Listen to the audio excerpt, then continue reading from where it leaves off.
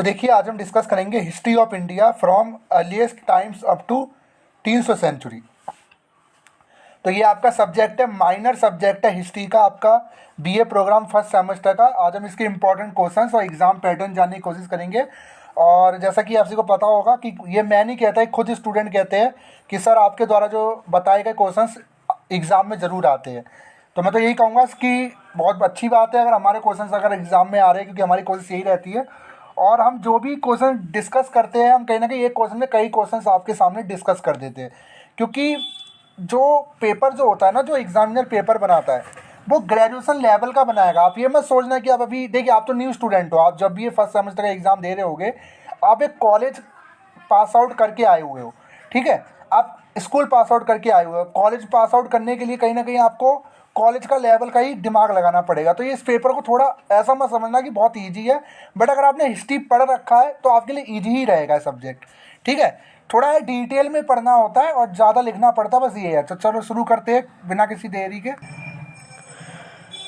तो हिस्ट्री का पहले एग्ज़ाम पैटर्न या क्वेश्चन पेपर या आप कह सकते हो इंपॉर्टेंट क्वेश्चन जाने से पहले हम इसका सिलेबस जान लेते हैं। तो अगर इस पेपर की बात कही जाए तो इसमें टोटल आपको जो यूनिट देखने को मिलेगा वो आपको टोटल इसमें 8 यूनिट आपको देखने को मिलेगा, यानी 8 यूनिट में यानी 8 चैप्टर आप बोल सकते हो, उसमें 8 चैप्टर आपको देखने को मिलेंगे, ठीक है। अब देखिए कौन कौन से यूनिट इसमें आने के ज़्यादा चांसेस रहते हैं। पहला तो इकाई नंबर 1 यानी यूनिट 1 नंबर 1 इसमें प्रारंभिक भारतीय इतिहास की व्याख्या करने के लिए स्रोत। तो इसमें से क्वेश्चन से 1 या 2 क्वेश्चन आपको बनते हैं। क्वेश्चन कैसे बनते हैं वो मैं आपको दिखाऊंगा, ठीक है। दूसरा है आपका जो दूसरा यूनिट है वो है प्रागैतिहासिक संस्कृतियों का सर्वेक्षण, पुरापाषाण, मध्यपाषाण और नवपाषाण, ठीक है। फिर तीसरा है आपका हड़प्पा सभ्यता, प्रारंभिक शहरीकरण, नगर नियोजन, अर्थव्यवस्था, सांस्कृतिक पैटर्न एवं पठन। अब देखिए तीसरा वाला मोस्ट इंपॉर्टेंट है, इससे 2 से 3 क्वेश्चन आपसे पूछता है। इसमें एक्चुअली क्या पूछेगा, इससे पूछेगा हड़प्पा सभ्यता के अंदर अर्थव्यवस्था कैसी थी, उसकी संस्कृति कैसी थी, शहरीकरण कैसा था उसका, ठीक है। तो ऐसे क्वेश्चन इसमें पूछा, तो मैं दिखाऊंगा कैसा पैटर्न रहता है। इकाई 4 में आपके वैदिक और महापाषाण संस्कृति एवं अवलोकन रहेगा, जिसमें वैदिक साहित्य में प्रतिबिंबित समाज, अर्थव्यवस्था, राज्य व्यवस्था और धर्म, ठीक है। इसका दूसरा चैप्टर है आपका दक्षिण भारत की महापाषाणकालीन संस्कृतियाँ। फिर आपका है इकाई 5 में द्वितीय शहरीकरण, भौतिक और सामाजिक परिवर्तन, बौद्ध धर्म और जैन धर्म। तो यानी जैन और बौद्ध धर्म के बारे में आपसे क्वेश्चन इसमें बनेंगे।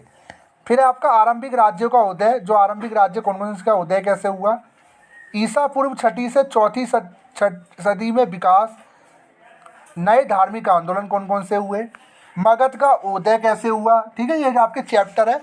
फिर आपका है, आपको पढ़ना होगा मौर्य साम्राज्य। देखिए मौर्य साम्राज्य हर बार आता है, वो मैं आपको दिखाऊंगा कैसे क्वेश्चन इसमें बनते हैं। मौर्य साम्राज्य का प्रशासन के बारे में, अर्थव्यवस्था, अशोक स्तंभ और शिलालेख। फिर आपका 7वां है प्रारंभिक तमिलकम, संगम, साहित्य, राजनीति, अर्थव्यवस्था और समाज का सर्वेक्षण, संगम युग। इकाई 8 में पढ़ोगे मौर्योत्तर काल, राजनीति, अर्थव्यवस्था, समाज, सांस्कृतिक, सातवाहन और कुपाषाण के विशेष संदर्भ में, ठीक है। तो कुल मिला के ये आपके पूरे चैप्टर्स है। अब जरा पेपर देख लेते हैं, पेपर इसका कैसा आता है वो बहुत इंपॉर्टेंट है। और मैं कहूँगा पेपर देख लोगे ना तो आपको ईजी लगेंगे सारे क्वेश्चन, ठीक है। जरा देख लेते हैं, पढ़ के जाना, बिना पढ़े तो कुछ भी ईजी नहीं होता, पढ़ के जाओगे, क्योंकि मैंने पढ़ रखा है इसलिए मेरे लिए ईजी है। जरा देख लेते हैं। तो देखिए ये इसी ईयर का पेपर है, ये नहीं है पुराना है, एनईपी का पेपर है ये, ड्यू, सोल, आपका एनसीबीआई, प्रेगो तीनों के लिए है। तो ये पेपर आपका history of Indian from earliest time to up to 300 century, BA program first semester. Paper आपका 90 नंबर का आएगा, 3 घंटे का समय मिलेगा, 4 क्वेश्चन आपको करने होंगे, हिंदी और इंग्लिश किसी भी लैंग्वेज में आप कर सकते हो, बेशक आपका मीडियम कुछ भी हो, ठीक है। जरा देख लेते क्वेश्चन कैसे पूछे। आप देखिए क्वेश्चन मैं जैसा बता नहीं रहता, प्राचीन भारतीय इतिहास के पुनर्गठन के लिए साहित्यिक और पुरातात्विक स्रोतों के महत्व का परीक्षण कीजिए। देखिए पहले चैप्टर से बना दिया क्वेश्चन, पहले से या तो ये पूछेगा कि परीक्षण कीजिए, उनकी विशेषता बताए, उनकी क्या कहते हैं, उनके बारे में बताएं, उनकी व्याख्या कीजिए, उनकी विवेचना कीजिए। ऐसा क्वेश्चन आपको क्वेश्चन नंबर 1 में देखने को मिलेंगे, ठीक है। दूसरे में आपका भारत की प्रागैतिहासिक संस्कृति की मुख्य विशेषताओं का वर्णन कीजिए, ठीक है। यहाँ तो या तो विशेषता वाला क्वेश्चन पूछेगा, या उसकी प्रकृति पूछ लेगा, या उसके बारे में पूछ लेगा, ठीक है, या उसके स्रोत के बारे में पूछ लेगा। तो ऐसे क्वेश्चन आपको देखने को मिलेंगे।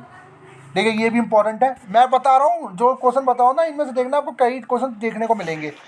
तीसरा हड़प्पा सभ्यता, देखिए सिंपल सा आ गया, हड़प्पा सभ्यता। हड़प्पा सभ्यता के विस्तार एवं नगर योजना का विवेचन कीजिए। या ये पूछ लेगा, हड़प्पा सभ्यता का उदय कैसे हुआ, या हड़प्पा सभ्यता में अर्थव्यवस्था कैसी थी, हड़प्पा सभ्यता की मुख्य विशेषता क्या थी। तो मतलब कुल मिला हड़प्पा सभ्यता आपको पढ़ के जाना है, ठीक है। तीसरे नंबर पे आएगा क्वेश्चन।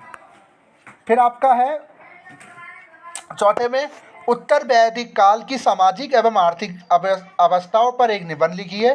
जो उत्तर वैदिक काल है उसकी सामाजिक और आर्थिक व्यवस्था कैसी थी, अवस्थाएं कैसी थी, कैसे काम होता था, कैसे कृषि होती थी उस टाइम पे, ठीक है।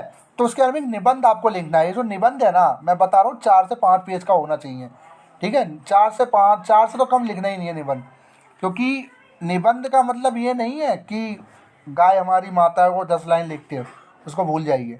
निबंध का अगर नाम आ रहा है ना, तो अगर कह रहा है निबंध, तो निबंध आपसे ऐसे तो पूछा, बट ऐसे वो पूछा 4 से ऊपर पेजेस के लिए। 600 वर्ड में कम से कम आपको लिख के आना, 500 से नीचे वर्ड में लिखना ही मत, ठीक है।